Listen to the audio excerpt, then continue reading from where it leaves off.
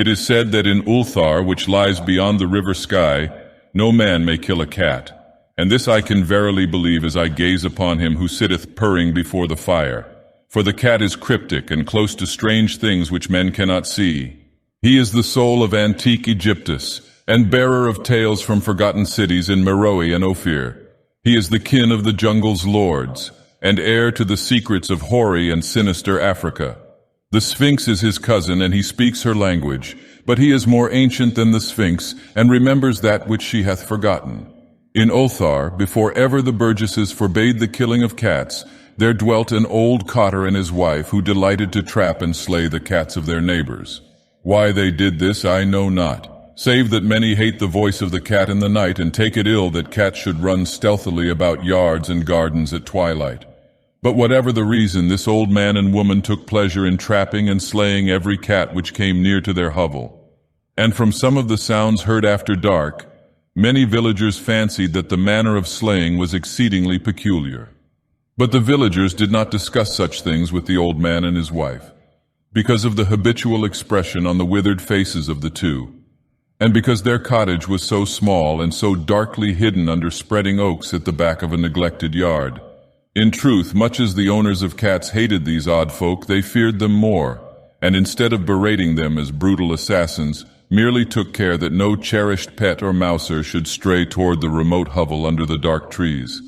When through some unavoidable oversight a cat was missed and sounds heard after dark, the loser would lament impotently, or console himself by thanking fate that it was not one of his children who had thus vanished. For the people of Ulthar were simple, and knew not whence it is all cats first came. One day a caravan of strange wanderers from the south entered the narrow cobbled streets of Ulthar. Dark wanderers they were, and unlike the other roving folk who passed through the village twice every year. In the marketplace they told fortunes for silver and bought gay beads from the merchants. What was the land of these wanderers none could tell, but it was seen that they were given to strange prayers, and that they had painted on the sides of their wagons strange figures with human bodies and the heads of cats, hawks, rams, and lions. And the leader of the caravan wore a headdress with 2 horns and a curious disc betwixt the horns. There was in this singular caravan a little boy with no father or mother, but only a tiny black kitten to cherish. The plague had not been kind to him, yet had left him this small, furry thing to mitigate his sorrow. And when one is very young, one can find great relief in the lively antics of a black kitten. So the boy, whom the dark people called Menace, smiled more often than he wept as he sat playing with his graceful kitten on the steps of an oddly painted wagon. On the 3rd morning of the wanderer's stay in Ulthar, Menace could not find his kitten. And as he sobbed aloud in the marketplace, certain villagers told him of the old man and his wife and of sounds heard in the night. And when he heard these things, his sobbing gave place to meditation and finally to prayer.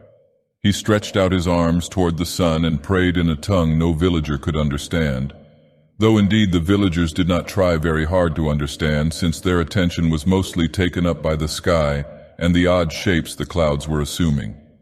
It was very peculiar. But as the little boy uttered his petition, there seemed to form overhead the shadowy, nebulous figures of exotic things, of hybrid creatures crowned with horn-flanked discs. Nature is full of such illusions to impress the imaginative. That night the wanderers left Ulthar and were never seen again, and the householders were troubled when they noticed that in all the village there was not a cat to be found. From each hearth the familiar cat had vanished. Cats large and small, black, gray, striped, yellow, and white. Old Crannon, the burgomaster, swore that the dark folk had taken the cats away in revenge for the killing of Menace's kitten, and cursed the caravan and the little boy. But Nith, the lean notary, declared that the old cotter and his wife were more likely persons to suspect, for their hatred of cats was notorious and increasingly bold. Still no one durst complain to the sinister couple, even when little Atal, the innkeeper's son, vowed that he had at twilight seen all the cats of Ulthar in that accursed yard under the trees, pacing very slowly and solemnly in a circle around the cottage, 2 abreast, as if in performance of some unheard-of rite of beasts. The villagers did not know how much to believe from so small a boy, and though they feared that the evil pair had charmed the cats to their death, they preferred not to chide the old cotter till they met him outside his dark and repellent yard. So Ulthar went to sleep in vain anger, and when the people awaked at dawn, behold, every cat was back at his accustomed hearth. Large and small, black, gray, striped, yellow, and white, none was missing. Very sleek and fat did the cats appear, and sonorous with purring content. The citizens talked with one another of the affair and marveled not a little. Old Crannan again insisted that it was the dark folk who had taken them, since cats did not return alive from the cottage of the ancient man and his wife. But all agreed on one thing, that the refusal of all the cats to eat their portions of meat or drink their saucers of milk was exceedingly curious.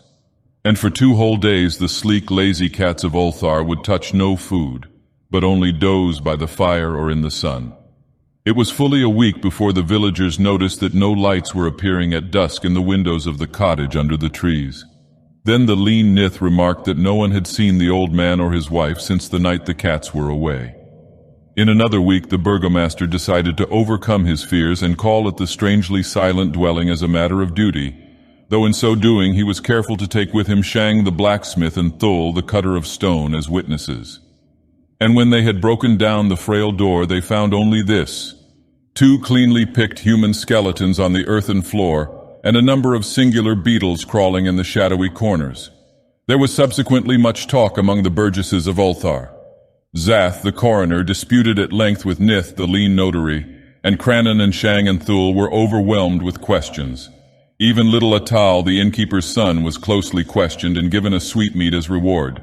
They talked of the old cotter and his wife, of the caravan of dark wanderers, of small Menes and his black kitten, of the prayer of Menes and of the sky during that prayer, of the doings of the cats on the night the caravan left, and of what was later found in the cottage under the dark trees in the repellent yard. And in the end the burgesses passed that remarkable law which is told of by traders in Hathig and discussed by travelers in Nir, namely that in Ulthar no man may kill a cat.